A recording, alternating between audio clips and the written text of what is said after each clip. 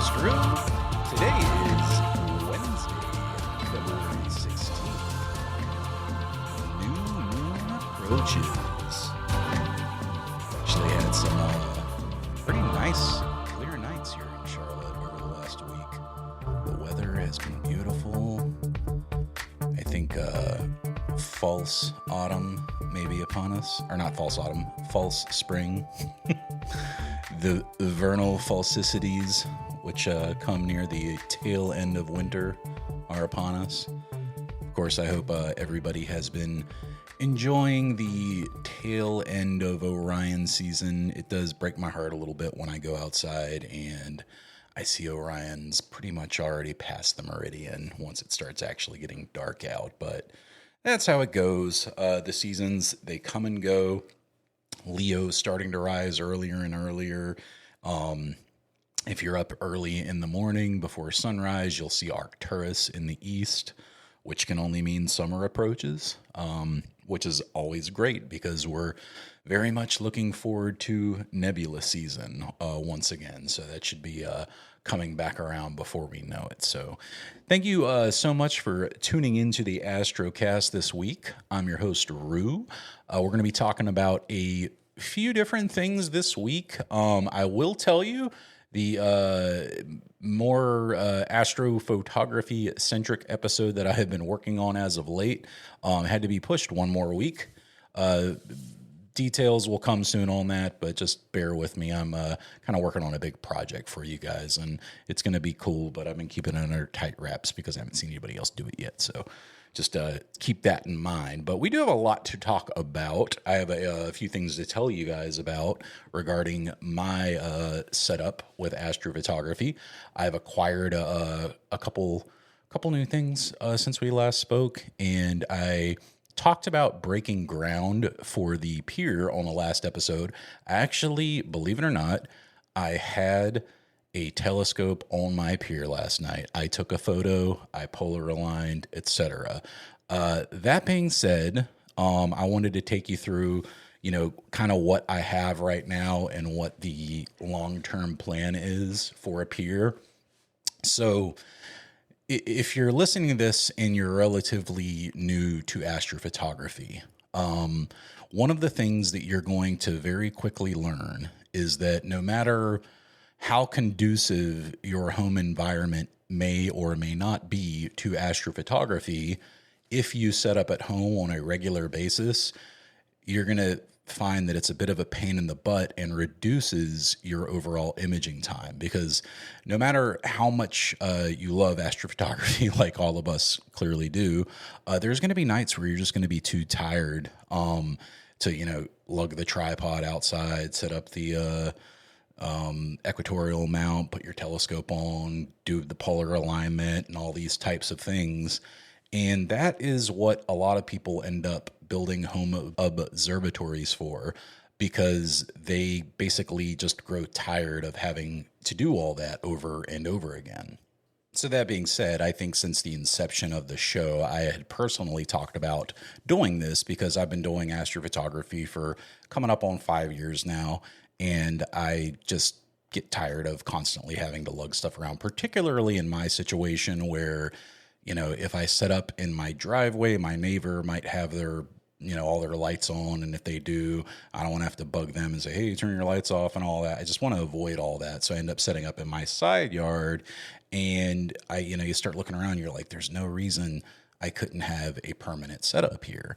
So then the, next natural thing that I do is I, start looking up piers and how they're made. And, I logically think being the DIY kind of guy, I'm like, I can rig something together real quick that'll hold a steady pier. So rather than pour concrete on the first go around, what I personally decided would be better would be to make the foundation that I would use regardless if I pour concrete or not, which is a nice level surface with a paver stone for now to hold whatever I use for the pier.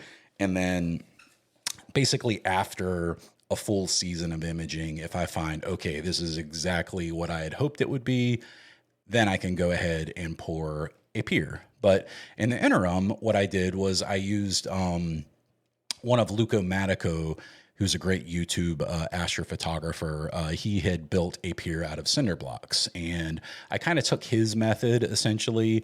And I had, a whole bunch of cinder blocks sitting around from old projects that we had, done in the past and had leftovers from. And I basically, I dug a hole about 12 inches deep, I'd say, below the frost line, which is 8 inches here, I believe, in North Carolina. It's very important to dig below the frost line so you can prevent shiftage. But anyway, that's if we get into pouring the pier, which we're not worrying about right now. And I then poured paver stone, a couple bags of that into the hole. I leveled that out as best I could. I then poured some really small pebbles on top of that, a bag's worth, kind of leveled that out. And then I got a big giant bag of sand from, Lowe's and poured that on top, and then also leveled that out. So then I had a pretty good level surface to work with, which could drain water very easily, which is obviously an important thing to do when we're working with telescopes and piers and things that we don't want to be shifting around too much. It's important that the water can drain properly to prevent that. Afterwards, I took my giant paver stone and sat it down on top of the sand, and then I got a level and just placed it on top. And I noticed it was a little bit lower on the one side than the other. It was extremely close, but not perfect. And obviously, I'm going for perfect. So I got some more sand, put it under, placed it back down, and just a little bit of trial and error. It didn't take too long. I'd say 10 minutes of kind of playing around with it, adding a little here, packing it down there, etc.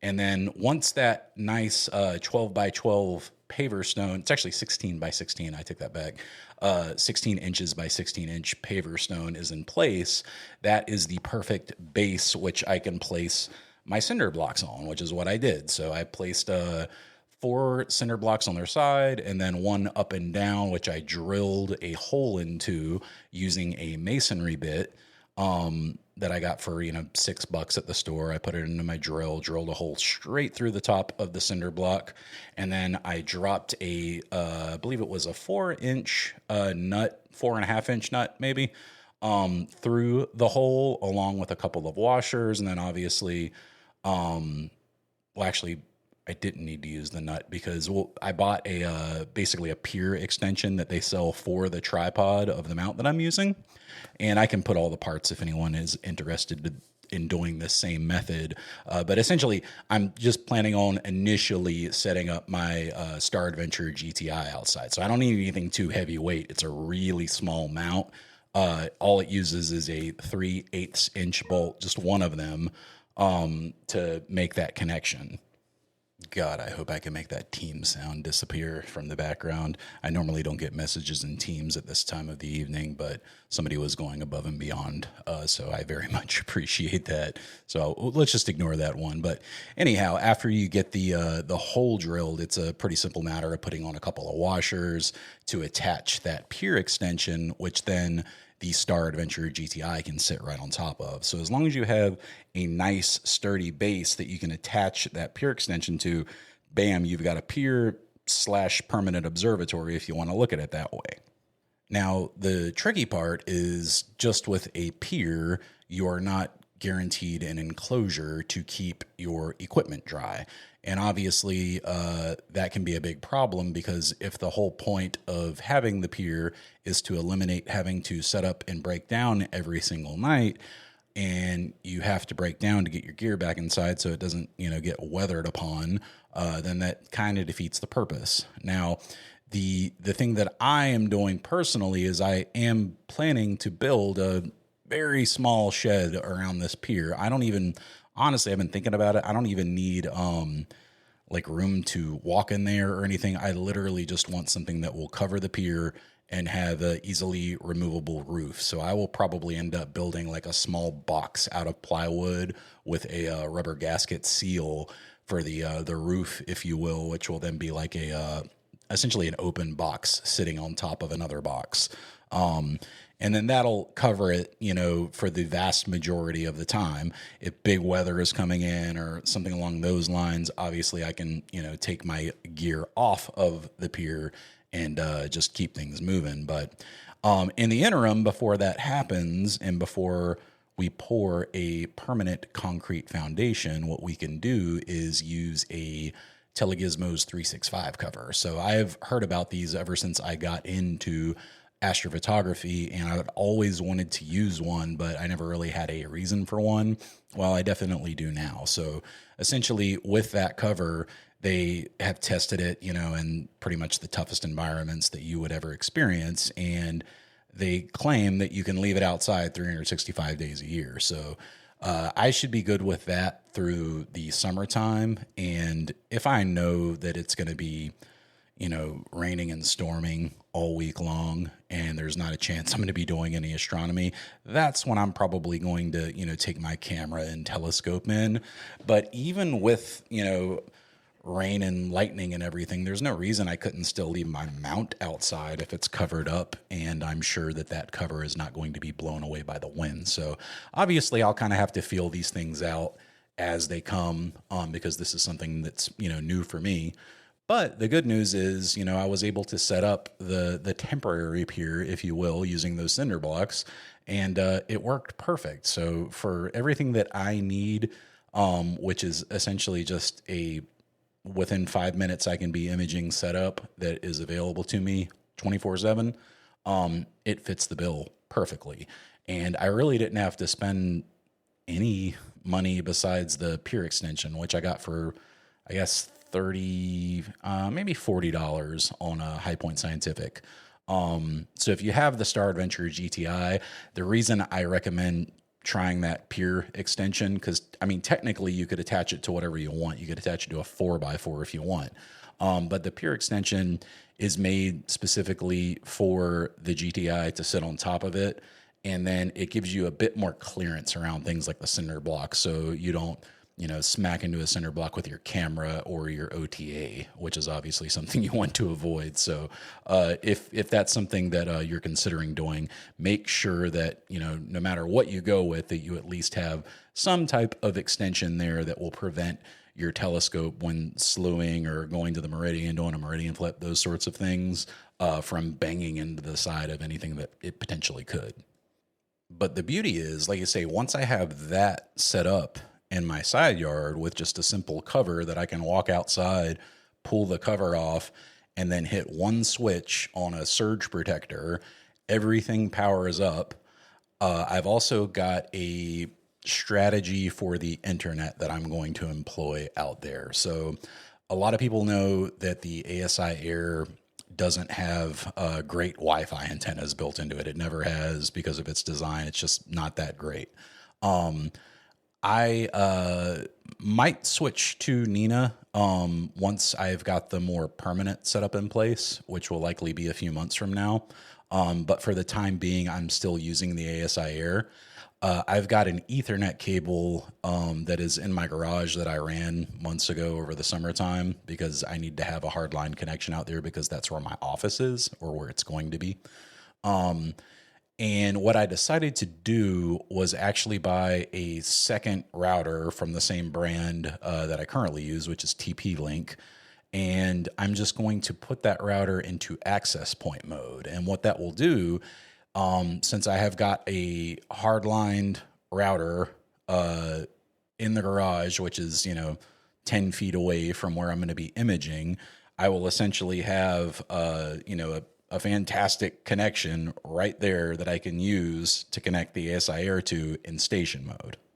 One thing that I've been having problem with on my ASI Air in station mode in particular is whenever I successfully put my Mini into station mode, like as in, log on to the ASI Air, turn on station mode, choose the Wi-Fi network I want to connect to, and then it connects to it, and then you exit out of the ASI Air app, reopen it, and then while connected to your home network, then you're supposed to reopen the ASI Air app.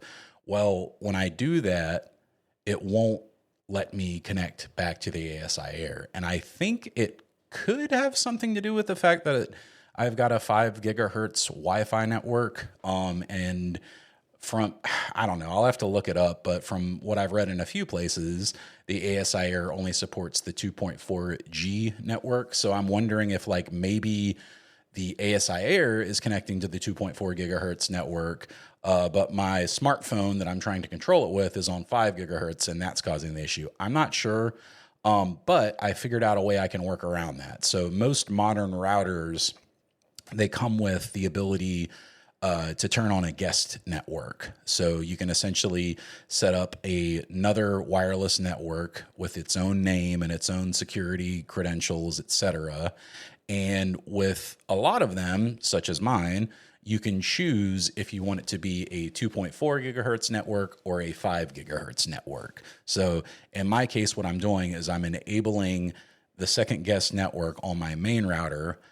I am then running a line out to the garage and then plugging in that second router to it, which is then going to broadcast the 2.4 gigahertz Ruse Observatory network, which I will connect my ASI Air to in station mode. And then when I am anywhere on my property, which gets decent Wi-Fi, which should be everywhere, including the garage, which was the one place I didn't get great connection because it's brick walls everywhere.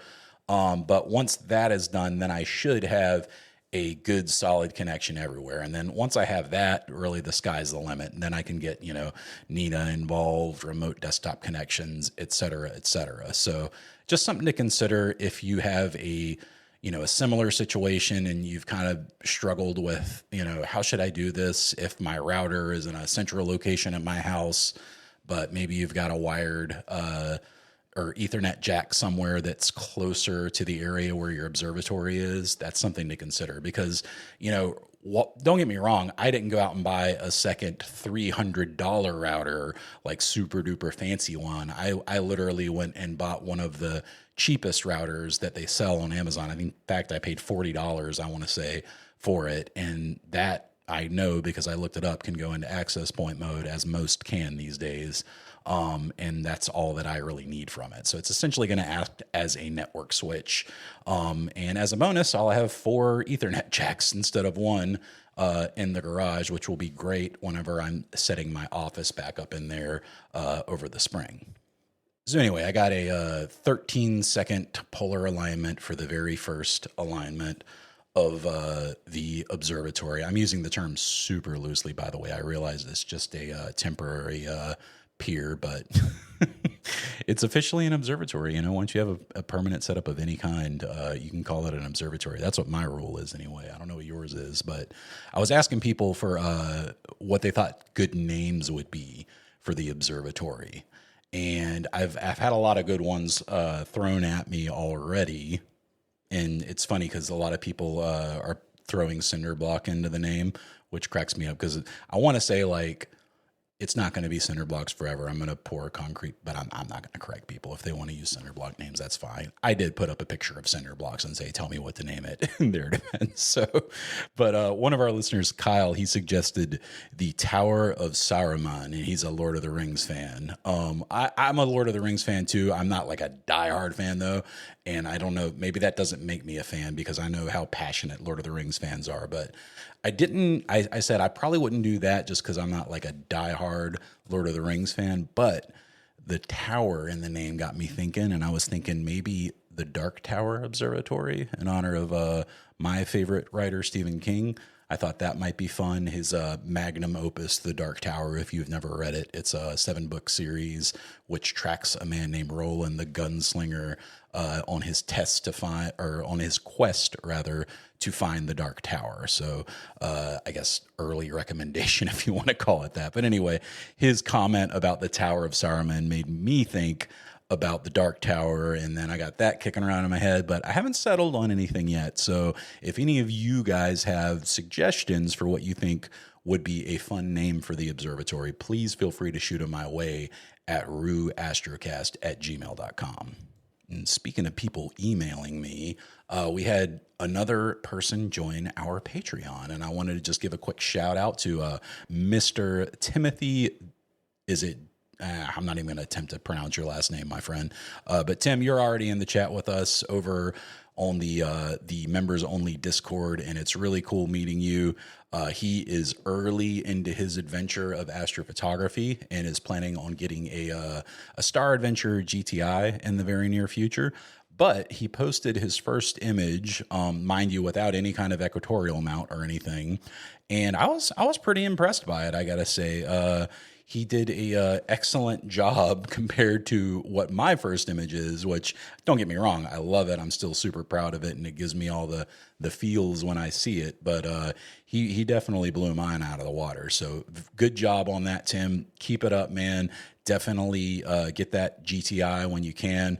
Don't cheap out and go for the the non-go-to model. I know it's tempting because you're like, God, that's $400 versus almost $600, but trust me when I say it will make your life so much easier being able to say, just go to this Target instead of trying to star hop and find it manually, which can really be a pain. Also, real quick, worth mentioning, the asteroid that was a big topic on last week's show basically got reduced down to almost 0% the day after the episode came out. And I almost posted a message, but I figured most of you guys probably already heard about that. If you have any sort of algorithms in your life, because they tend to tell me everything that I want to know about the stars. So I'm sure you guys are no different. The other really, really cool thing that I wanted to tell you guys about is a lens that I was able to acquire over this past weekend. So, as you know, I am also a avid wildlife photographer, and have been doing that for just as long as I've been into astronomy, and it's every bit as important to me as astrophotography is. And just because of the nature of it, I usually get more time throughout your average week to do wildlife photography than I do astronomy. Don't get me wrong. I wish it was dark outside 20 hours a day and I only had to work for 6 of them, but that's not how things are. And I love playing with cameras. So all that said, I was able to acquire my dream lens, the one that I've had my eyes on for as long as I can remember. I actually wanted one form of this lens, and I say one form because they used to make an EF model before this current one came out on Canon's older mount. But once the RF 100 to 500L came out, I knew that was the one that I would have to have one day. And without getting into too many specifics, I basically was able to trade in a few lenses and finally get that lens. So I'm extremely happy about that. I cannot wait to try it out for astrophotography because, again, it's Canon L glass, which is their top of the line stuff. So I'm very curious to see how it will do. It, like I say, 100 millimeters to 500 millimeters, and it's f4.5 to 7.1. So if I were to, zoom all the way into out to 500 millimeters, I'd be at f7.1. But 4.5 and 100 millimeters, and then in between, depending on what focal length I'm at. But I'll definitely be giving that a try. You better believe it. I'm very curious to see how flat the corners will be. Really curious about how the corners are on a lens like that. So time will tell, but I can tell you, for taking photos of wildlife, I haven't gotten to use it a whole lot because I just got it 3 days ago.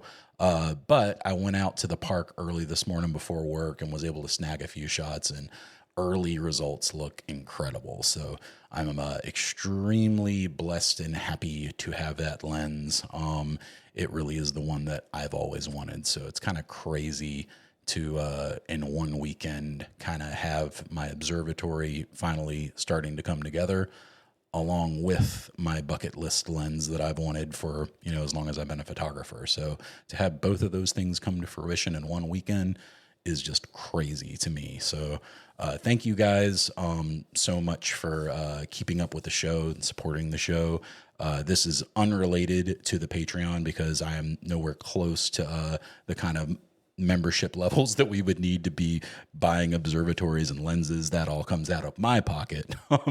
But I wanted to thank all of the members of the Patreon because we've got like 23 members now, which is really impressive considering the show's only a little over a year old.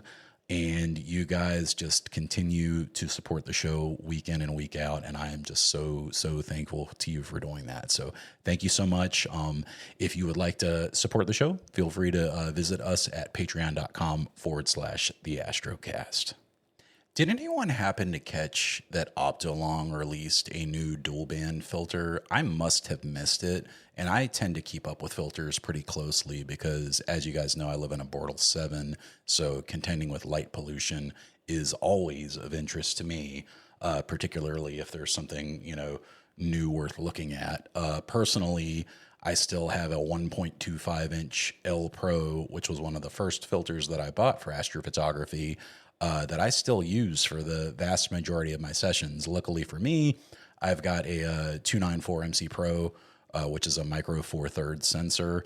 And because of that, the 1.25 is big enough to not cause vignetting and the like, and it works well. But I have been keeping my eye out for a good 2-inch filter for quite some time, just because, as I've learned, 2-inch filters are just generally easier to work with in astrophotography. If you like having lots of little adapters and pain in the neck things that have to get very close to your sensor, buy 1.25-inch filters. But if you like using APS-C or larger sensors, you should definitely invest in 2-inch filters. And honestly, even if you don't have an APS-C sized sensor yet, in our case, the ASI 2600 MC Pro is the first one that comes to mind, in that it is the by far most popular on the market today APS-C sized camera for astronomy.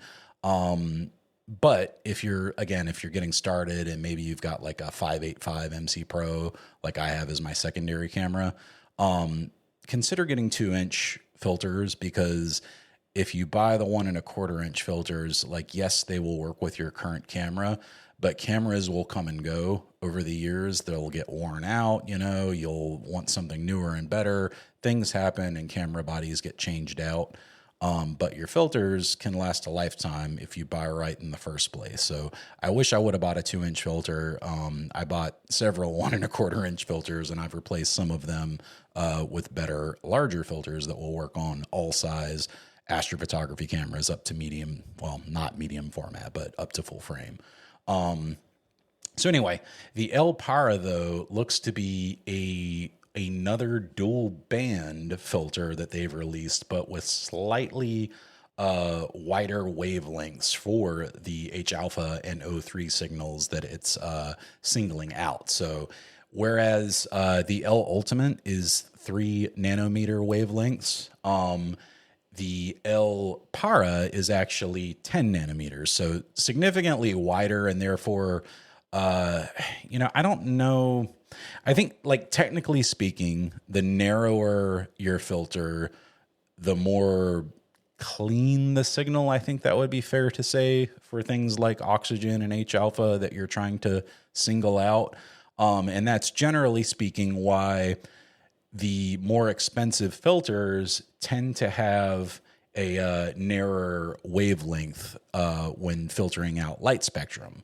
But that being said, some of the ones that I have seen will be, so small, 3 nanometers, that they just won't work with certain scopes, like faster scopes, like your RASAs or, f3 or higher, which in my case, I actually have one of. For example, the Rockin 135 lens that I use and love.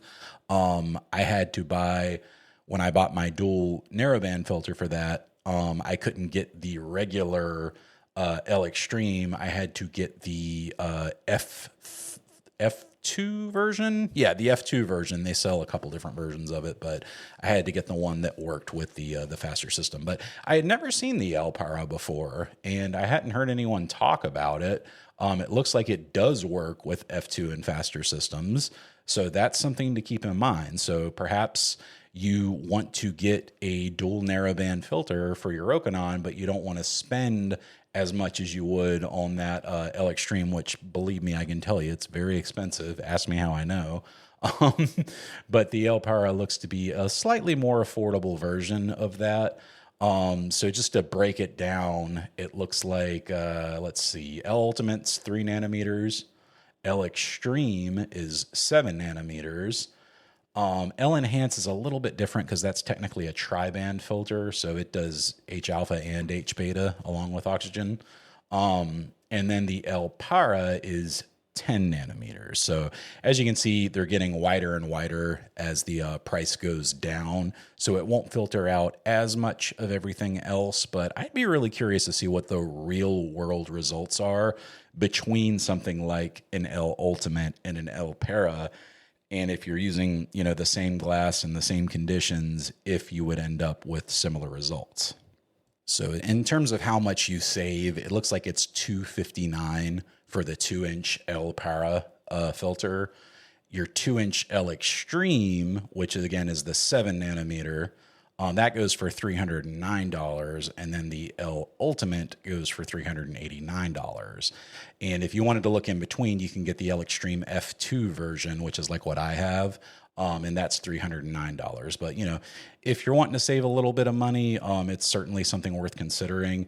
Honestly, if I'm that close in price, $259 versus $309, well, I don't know. I guess that's between 10 and 7 nanometers. I'd be really curious to see a side-by-side test with all three of these filters and see what the results are like. All four, actually, because we could do the L Ultimate, the L Extreme, the L Para, and I suppose the L Enhance, too. So if anyone does have one of those L Para filters and you want to tell me how it does perform, please feel free to shoot me a message at astrocast@gmail.com. I'd be curious to know if it's good or maybe even as good as something like an L Extreme. Filters make such a huge difference for me personally. I've imaged with just a UV-IR cut filter here before, and I can barely make out anything. Even when I go through PixInsight after, a couple of hours of imaging, it's so bad if you don't use any kind of filtration on Bortle 7 or higher. Even if I go to a 5, I can just toss in a UV-IR cut filter. And even when I put in my L Pro, it makes a huge difference then. But, it's unusable from a 7 without a filter is what it feels like. I'm sure that, if you took enough time and stacked enough data, it would look every bit as good. But man, oh man, that takes a long, long time to get to. And making our images look prettier is really a huge point of why we go out time and time again. And I thought it would be fun to tell you guys about something I did recently to make it a little bit easier to make my images prettier. So the number one complaint, or maybe complaint's not the right word, that's coming at it from too much of a negative connotation, but one of the number one problems that I see newcomers running into is understanding flats and kind of getting their head around what they're trying to do with flats.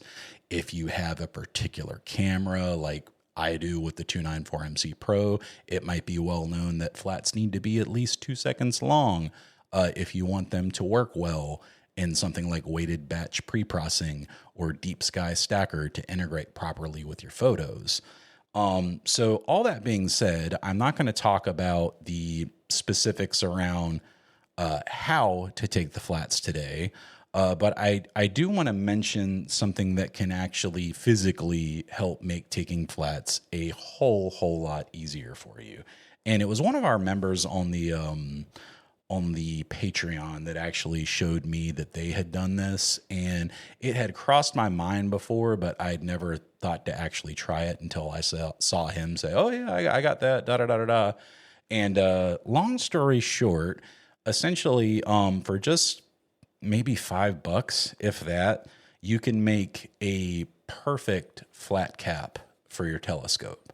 So as long as you've got like a reasonably sized camera lens or refractor, you can buy something from your average hobby store, whether it be Hobby Lobby or Michael's or even Walmart probably sells these. They're called embroidery circles. Forgive me if I botched that. It's a hard word for me to say.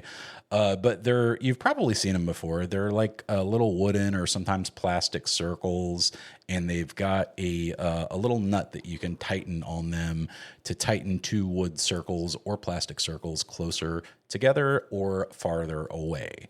So if you loosen up this little nut enough, the two circles will actually come apart. And when that happens, what you're supposed to do is feed fabric over one of the circles and then put it back inside the other circle, trim away the fabric you don't need, and then tighten it down to pull it extremely taut. And they use that for embroidery. Don't ask me in what way or how, but for our purposes, what I did was I took one of these same circles and then I went to the fabric section of the hobby store, and I got, for I think it was $1.99, it was like 1 yard of white plain fabric. And I then proceeded to go home that night, and I turned on my telescope and brought up my ASI Air app. And what I would normally do would be to put my flat panel on top of my scope while it was pointed up at the zenith, essentially like a meridian flip, on its side, pointing straight up. I would put my flat panel on top of it. But the problem is, like I said earlier, with my particular camera, you really want to do at least 2 seconds of exposure for a flat to get it to calibrate properly. And if I just put my flat panel on top, it's too bright. Even at the lowest setting, it won't expose that long. So I essentially needed to make it dimmer. And in order to do that, I would take sheets of paper and place them in between the flat panel and the telescope lens. And then I would go into flats and hit auto expose on the flat tool and planning from the ASI Air. Sorry, I know I'm kind of rambling. Anyway, in the ASI Air, you can go into the plan section and then hit the plus button on your plan and select flats as the type of frame that you were taking. And they give you an option for auto exposure.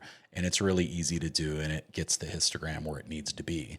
But what I ended up doing was I knew I wanted at least a 2 second flat.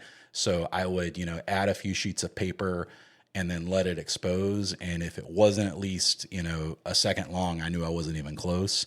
And then after I had enough paper in there and I could see that it was taking a 2 second exposure and the histogram was in the right area, I knew I was good. So essentially all I needed to do was recreate that type of environment, if you will, for my flat panel, but make it a lot easier to quickly take these and then, use them. So I got this embroidery circle and that yard of fabric, and I took the yard of fabric and I folded it over itself, placed it on top of the scope, and then put my flat panel on top and took the exposure. And I saw that it was not quite 2 seconds under auto expose. So then I folded it over again, and I won't repeat myself, but I folded it enough times until it was exposing properly. Then I basically opened up the circle and fed that fabric through, pulled it as taut as I possibly could. And then I believe it was like, I think 4 layers altogether.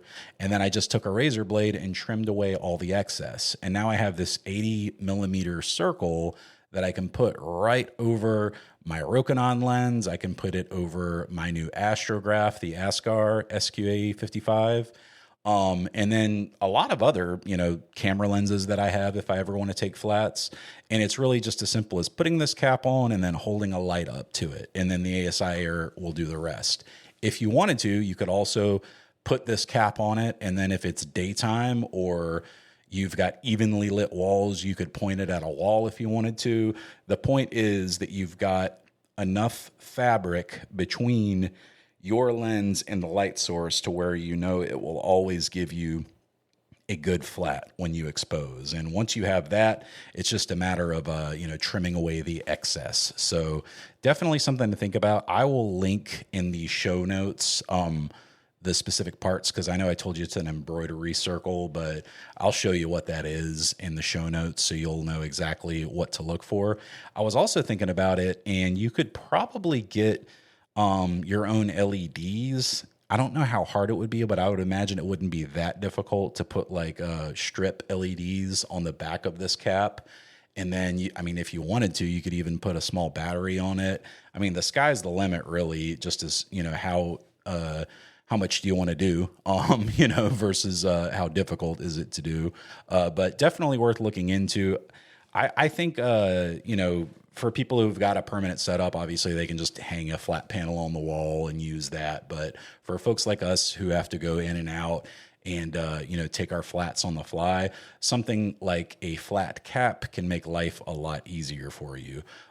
Just so you know, too, they also sell dark caps. Obviously, they're called lens caps. So if you ever need one for your darks, you don't have to go buy a specific dark cap. All right, I'm being a smartass now. I'll stop. But yeah, the flat cap is definitely an investment worth making. It'll take you all of 20 minutes to make, and it'll make your life so much easier when you go to take your flats. You don't have to try to hold 3 things at the same time while you're pressing the start button on your phone and all that nonsense. It'll just simplify things a little bit for you, and the more you can simplify things, the smoother they tend to run. Another topic that I want to mention to you guys is I've got an interview I'm planning in the probably in the next couple of weeks, and it's going to be with some folks who have a lot of experience with how things used to be in astrophotography. And I'm talking all the way from the film era upwards. And I'm trying to get together some really good questions that we can ask some of the old timers, if you will, while we're sitting down and speaking with them. And if you have any good questions that you would like to ask somebody who's been doing astrophotography for, 20 plus years, please feel free to email them to me, because I'm going to come up with all the questions I can. But if any of you guys, the listeners, have some good questions that you would like to throw out there as well, I would absolutely love to have them. So you can email them to me at ruastrocast@gmail.com, and I will make sure to save and hold on to them. And then as soon as that happens, obviously, I'll make sure that we ask your question during the show. I've been seeing more and more Airbnb type places for dark sky locations out west. And I don't know if this is starting to become a trend for stargazers, kind of like remote observatories have gotten very, very popular over the last year, but it seems like I'm seeing more and more of it as of late. Today, I happened to stumble upon a place in Nevada, and it was kind of in the northwestern part of the state, really. Not like close to Las Vegas or anything like that, but up towards the Oregon area, or would that be the Idaho area? Let me look at the map here. All right, sorry, I always get confused about the Four Corner states, but Oregon, like up towards Oregon, like right on the edge of the state there. And it wouldn't surprise me if parts of it went into the other state. I don't know if that's how national wildlife refuges work, but wouldn't surprise me if it did. But this particular place was, I don't know, I think it's at about an hour from the closest town. Definitely Border 1 skies, definitely excellent conditions, and pretty reasonably priced, like $125 a night, I want to say, for renting out the Airbnb. And I was just thinking to myself, like, man, that would be a great vacation for the right group of people. So if you could get together a group of astronomers and kind of have your own star party, so to speak, instead of going to like a big public star party type ground like Cherry Springs on the East Coast here up in Pennsylvania, but rather, maybe get a dozen people together and have a star party out at one of those places. I could see that being a whole lot of fun. And I still haven't seen the high elevation Border 1 skies, which is something I'm still personally dying to see. And I don't know, I'm kicking around the idea of maybe taking one of those trips. I don't know if I'd be able to go for a whole week or not, but if I went all the way out west to Nevada, I probably would want to stay for the whole week. The cool part about it, though, in my opinion anyway, is getting there. Because, any good true dark sky location is going to require a little bit of work to get to it, because if you haven't, driven to the middle of nowhere, are you even really in a Border 1? You have to ask yourself this, unless you're in the middle of the ocean. But anyway, from Charlotte, you have to, I remember looking it up on Google, and they gave me like 3 different choices of they all have connecting flights, so you can't go direct to any of these places. Like I think Reno, Nevada is probably the fastest way to go. So you essentially fly out of Charlotte, you make a connection, at some airport halfway along the way, I'd imagine, and then you land in Reno. But then you got to rent a car and drive for 6 hours, 500 something miles to get there. And man, oh man, when you go and look at it on Google Maps and pull up like the Earth view where it actually shows you the Earth and everything, it's crazy how far you have to zoom out before you see any sort of civilization. So that place in particular really caught my eye, especially for the price at like $125 a night. If anyone's interested in it, if this is making your ears poke, drop me a line. You can come by the Facebook page or obviously email astrocast@gmail.com and I'll post about it. I don't want to blow the guy's, Airbnb listing up with people that are, well, I guess it doesn't hurt to do it. Why not? So I'll put the notes in the show for you on the actual listing. I was at cloudynights.com, which if you haven't been there somehow, you need to go and check it out. It has awesome forums from lots of astronomers and astrophotographers of every walk, as well as reviews and, just a ton of great information. I love Cloudy Nights. Anytime it's rainy out or cloudy out, hence the name, I tend to find myself there. But somebody did a review of this particular home, and it's called the Rockin Td Ranch, TD like touchdown. And it's a single floor, it looks like a log home, but I'm sure it's just like a log facade, not an actual log home. Looks like it's got a 3-car garage out front, like pretty sizable home. It's on a 2,000-acre ranch. And at night, the person who was there said it was by far the darkest skies that they had ever seen. So definitely something that I am quite interested to check out. And I don't think this place is advertised necessarily as being like, this is a great site for astronomers. And I immediately take that back after pulling up the listing and actually looking at it. It's got a picture of a comet right on the very first page there, and says it is a stargazer's and hunter's dream that is aimed to spoil. So, it's a fully furnished house. Let's see, sleeps up to 4 and 2 sets of bunk beds. So that's definitely like a boys trip kind of thing. I don't think that's the kind of place you'd want to bring your family with, especially if it's 2 sets of bunk beds. But for some guys that are going out to, enjoy the stars, I could see that being a very, very cool place to visit. And I'm sure there's others that are like it, obviously. But this one's pretty reasonably priced, and I thought, given that it was a pretty great review on Cloudy Nights, I'd at least mention it to you. You have to drive like 50 miles on a dirt road to get to it. I mean, the pictures, just looking at it, are crazy. Like the pictures outside, obviously a lot of Milky Way photos, but not, from what I can tell, like looking through here, no like great Milky Way photos. I do see one photo of the Milky Way that appears to have what might be a star tracker. Yeah, okay, that's a hand controller. So yeah, these people actually are astronomers that are out there doing it. So it looks like a great shot of Andromeda, shots of the moon, etc. So definitely a lot of astronomers going out there to check it out. I do see one particular light from a flagpole on the property that looks pretty annoying, and it's right in the southern skies because you can see Rho Ophiuchi right above it, which would suck. I don't know. I would have to ask the owners about that. Like, can you turn that flagpole light off, or is it always on? There's nothing worse than seeing what would otherwise be a wonderful dark sky location ruined by one obnoxiously bright broadband LED light. I don't know if you guys have ever had this happen to you before, but back in May, whenever the Aurora Borealis came, I spent, probably 3 hours that day scouring the internet looking for the perfect place to go watch them from up in the mountains.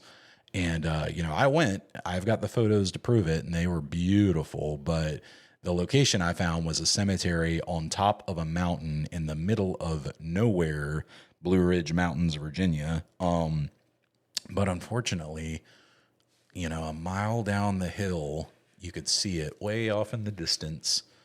There was one house, and it had on its front porch just an obnoxiously bright LED light, and it just, it killed me.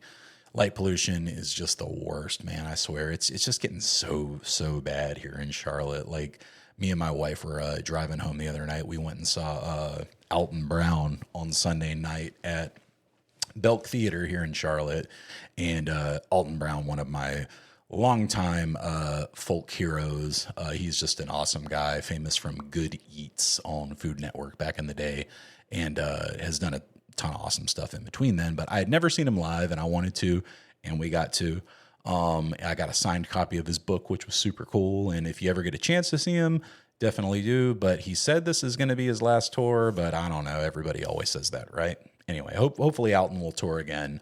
But on the way back, we both noticed just like the crazy number of lights that are everywhere on the side of Independence Boulevard, which is kind of our main route from the southern part of the city into downtown Charlotte. It's like the street that everybody takes, expressway, whatever you want to call it. And just, there's not a lot of stuff happening on the side of this road after, in any hours of the day, really, because it's just fast traffic going back and forth the whole time.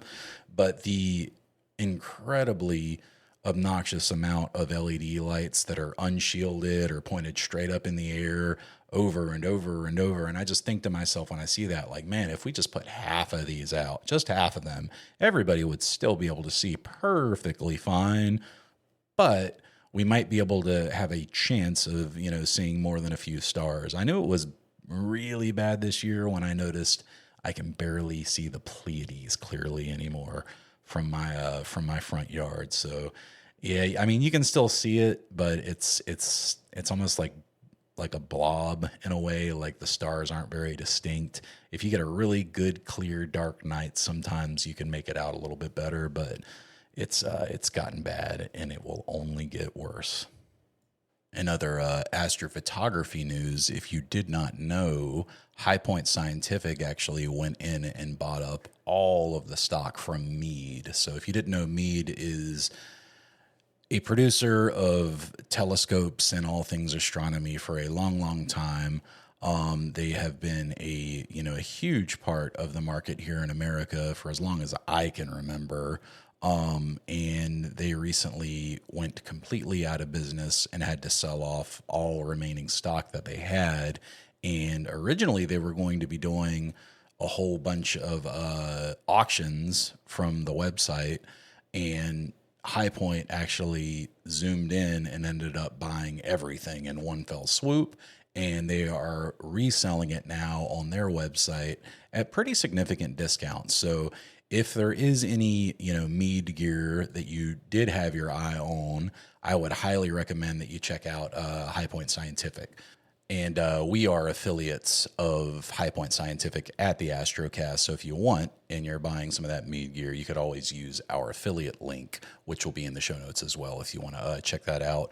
It helps support the show a little bit. Just a tiny little slice of the pie goes to the Astrocast, and you don't got to pay anything extra. So had a lot of people that have done that over the last 6 months or so since we started doing it. And I just wanted to say thank you to you all. It doesn't give me the individual names or anything like that for, who buys what. But anytime that I see a sale there, I always say thank you guys so much for helping support the show. Another thing that you can start doing right now, it's the perfect time of year to do it, is to start planning your summertime. And for me, it's usually early summertime, but for you, it could be different.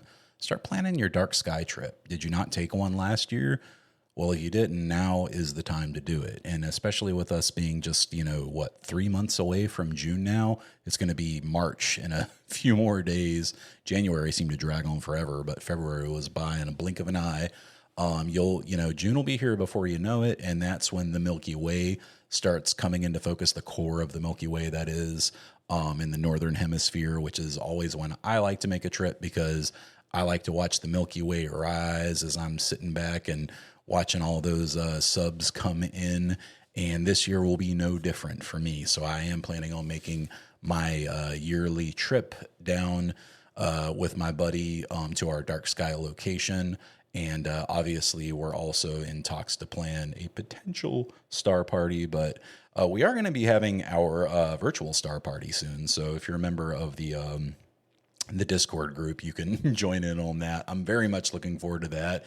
The tricky part is kind of finding the right time to do it, because obviously we want as many people to be involved as possible. But, clear skies, etc. Add hoping everyone in different locations has clear skies, along with, different time zones and working and life and yada, yada, yada. And it can take a little while to get it set up, but we're planning on doing one of those in the next few weeks. And I figure if nothing else, it could be a decent little segue into the actual star party, which we will undoubtedly be holding at some point in the next year. So very much looking forward to that. Trying to think if I got anything I could recommend to you guys this week. I've been so busy this past week. I haven't been able to do anything too interesting outside of my normal day-to-day activities. I haven't played any new games. I haven't started any new shows. I haven't listened to any new podcast, etc. So I'll probably skip the recommendation this week, but hopefully I'll have a very, very good one next week. So in the meantime, think about building a pier. You could do something, as simple as a 4x4 in the ground if you want to. You'd be surprised how stable a 4x4 is in the ground if you put it in a few deep and don't make it up too high. It's one thing I noticed whenever I was setting up my pier. I only needed to put it about waist height before I put that pier extension on. And the lower to the ground that your pier is, the least amount of vibrations you'll have to worry about. It'll be less susceptible to things like, ground shake and wind if it's got a lower center of gravity. So keep that in mind. Don't try to make it, any higher than it needs to be. For me, I had to get over a fence line to see Polaris. So I had to make sure it was at least high enough to clear that fence line at a 32-degree angle. Luckily it was. But for you, your mileage may vary. But think about that. Think about dark sky trips. Think about galaxy season. We're pretty much there at this point. Leo is high in the sky by the time, true darkness rolls around. Well, maybe not high in the sky, but Leo's on his way up by the time it gets really dark outside now. So we're definitely getting deep into galaxy season, but that just means that nebula season's on its way. So watch out, all of us wide field people who can't really do too much during the spring. We're going to surprise you once June rolls around. Mark my words. So make your dark sky trip. Trust me, you guys, it'll change your lives. But anyway, I think that's going to do it for this week. I really appreciate you guys. I'm sorry if I seem a little bit scatterbrained. It's just been a busy week for me, and my mind's been pretty much everywhere you can imagine. But part of it got to live with astronomy for the week too, which was quite nice. So hopefully by this time next week, I'll be able to tell you that the pier is in a more permanent state, and that I got my Telegizmos 365 cover, which is going to be here, I think Thursday, if I read the notice correctly. So once that gets here, then I can start, leaving stuff outside occasionally. And I'm really nervous, but really excited about that too. So I'll let you know how it goes. We'll be back next week. 50th episode next week. We're doing something special for the 50th episode. I know I made a big deal when we hit the 10th episode, but we gonna make a big deal for number 50, guys. So you have been listening to the Astrocast. I am your host, Rue. Thank you so much for tuning in this week. And as always, clear skies.